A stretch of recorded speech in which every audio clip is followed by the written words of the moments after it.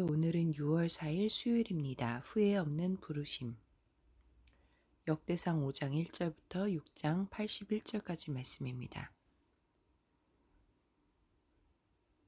이스라엘의 장자 르우벤의 아들들은 이러하니라. 르우벤은 장자라도 그의 아버지의 침상을 더럽혔으므로 장자의 명분이 이스라엘의 아들 요셉의 자손에게로 들어가서 족보의 장자의 명분대로 기록되지 못하였느니라. 유다는 형제보다 뛰어나고 주권자가 유다에게서 났으나 장자의 명분은 요셉에게 있으니라. 이스라엘의 장자 르우벤의 아들들은 한옥과 발루와 헤스론 갈미요. 갓자손은 르우벤 사람을 마주대하여 바산 땅에 거주하면서 살르가까지 다다랐으니 우두머리는 요엘이요, 다음은 사밤이요, 또 아내와 바산의 산 사바시요. 이상은 유다 왕 요담 때와 이스라엘 왕 여로보암 때의 족보에 기록되었더라. 요단 동편 지파의 군대 르우벤 자손과 갓 사람과 므낫세 반 지파에서 나가 싸울 만한 용사 곧 능히 방패와 칼을 대며 활을 당겨 싸움에 익숙한 자는 44,760명이라. 그들은 하갈 사람과 여두루와 나비스와 노답과 싸우는 중에 도우심을 입었으므로 하갈 사람과 그들과 함께 있는 자들이 다 그들의 손에 패하였으니 이는 그들이 싸울 때에 하나님께 의뢰하고 부르짖음으로 하나님이 그들에게 응답하셨습니다. 그들이 대적의 짐승 곧 낙타 5만 마리와 양 25만 마리와 나귀 2천 마리를 빼앗으며 사람 10만 명을 사로잡았고 죽임을 당한 자가 많았으니 이 싸움이 하나님께로 말미암았습니다. 그들이 그들의 땅에 거주하여 사로잡힐 때까지 이르렀더라. 그들이 그들의 조상들의 하나님께 범죄하여 하나님이 그들 앞에서 멸하신 그 땅 백성의 신들을 가늠하듯 섬긴지라. 그러므로 이스라엘 하나님이 아수르 왕 불의 마음을 일으키시며 아수르 왕 디글랏 빌레셀의 마음을 일으키심에 곧 르우벤과 갓과 므낫세 반지파를 사로잡아 할라와 하볼과 하라와 고산 강가에 옮긴지라. 그들이 오늘까지 거기에 있으니라. 대제사장의 가게 레위의 아들들은 게르손과 그앗과 무라리요. 그앗의 아들들은 아므람과 아스알과 헤브론과 우시엘이요. 아므람의 자녀는 아론과 모세와 미리암이요. 아론의 자녀는 나답과 아비후와 엘라살과 이다말이며 엘라살은 비나스를 낳고 비나스는 아비수아를 낳고 아사라는 스라야를 낳고 스라야는 여호사닥을 낳았으며 여호와께서 느부갓네살의 손으로 유다와 예루살렘 백성을 옮기실 때에 여호사닥도 가니라.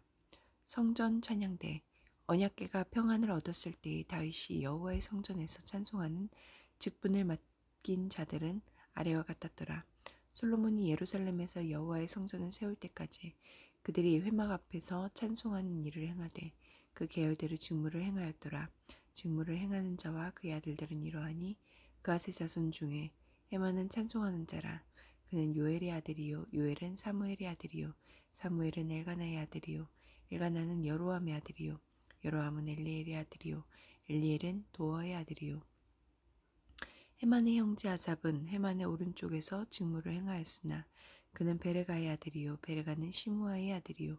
그들의 형제는 무라리의 자손 중 그의 왼쪽에서 직무를 행하는 자는 에단이라. 에단은 기시의 아들이요 기시는 입다의 아들이요 압디의 아들이요 압디는 말룩의 아들이요. 그들의 형제 레위 사람들은 하나님의 집 장막의 모든 일을 맡았더라.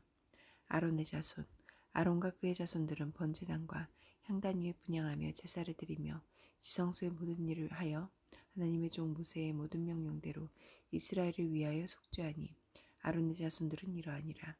그의 아들은 엘르아살이요 그의 아들은 비느하스요 그의 아들은 아비수아요 그의 아들은 붓기요 그의 아들은 우시요 그의 아들은 스라히아요 그의 아들은 무라요시요 그의 아들은 아마라요 그의 아들은 아이두비요 그의 아들은 사독이요 그의 아들은 아히마스이더라. 레위 지파의 정착지 그들이 거주한 곳은 사방지계 안에 있으니 그들의 마을은 아래와 같으니라. 아론 자손 곧 그앗 종족이 먼저 제비 뽑았으므로 그들에게 유다 땅의 헤브론과 그 사방 초원을 주었고 그러나 그 성의 밭과 마을은 여분네 아들 갈렙에게 주었으니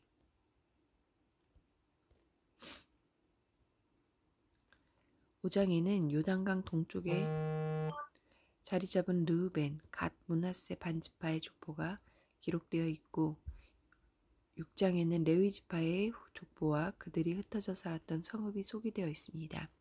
1절부터 17절까지 말씀에서 하나님은 어떤 분입니까? 백성에게 거룩함을 요구하십니다. 르우벤이 야곱의 장자로 태어났지만 그 명분을 요셉에게 넘기셨습니다. 거룩함을 저버린 르우벤을 가문의 대표가 되게 하실 수 없었습니다. 거룩함은 우리를 향하신 하나님의 뜻입니다. 특별히 지도자에게는 더 엄격하게 거룩함의 기준을 적용하십니다. 6장 1절부터 48절까지 말씀에서 하나님은 어떤 분입니까? 하나님을 향한 찬양과 예배로 끊임없이 이끄십니다. 나답과 아비후는 제사장직을 가벼이 여겨 심판받았지만 하나님은 레위의 후손이 제사장직을 잇도록 자손을 주시고 바벨론으로 끌려갈 때에도 레위의 후손 여호사닥을 동행시키셨습니다. 끊어지지 않은 제사장과 레위인의 족보는 이스라엘이 포로 생활 중에도 기환 후에도 여전히 하나님을 예배하는 백성임을 보증하며 동시에 재건된 성전에서 예전처럼 온 마음으로 하나님을 찬양해야 함을 깨우쳐 줍니다. 하나님은 우리에게서 찬양받기를 결코 포기하지 않으십니다. 18절부터 26절까지 말씀에서 나에게 주시는 교훈은 무엇입니까? 하나님에게서 멀어지지 않도록 조심해야 합니다. 상대적으로 이스라엘의 중심에서 멀리 떨어져 살던 요단 동편의 사람들은 일찍 번영하였지만 죄와 우상의 흡수도 빨랐습니다. 하나님을 의지해서 승리한 적도 있었지만 성소에서 떨어진 거리만큼이나 하나님을 등지자 패망하고 말았습니다. 가만히 있으면 온갖 것이 하나님에게서 멀어지게 합니다. 하나님을 가까이 하기 위해 어떤 노력을 합니까? 6장 49절부터 81절까지 말씀에서 나에게 주시는 교훈은 무엇입니까? 교회의 위치는 세상 한복판입니다. 아론의 후손은 제사장 계열로 이스라엘을 위하여 속죄하는 일을 담당했고 레위인 기업은 이스라엘 전역에 나뉘어 있었습니다.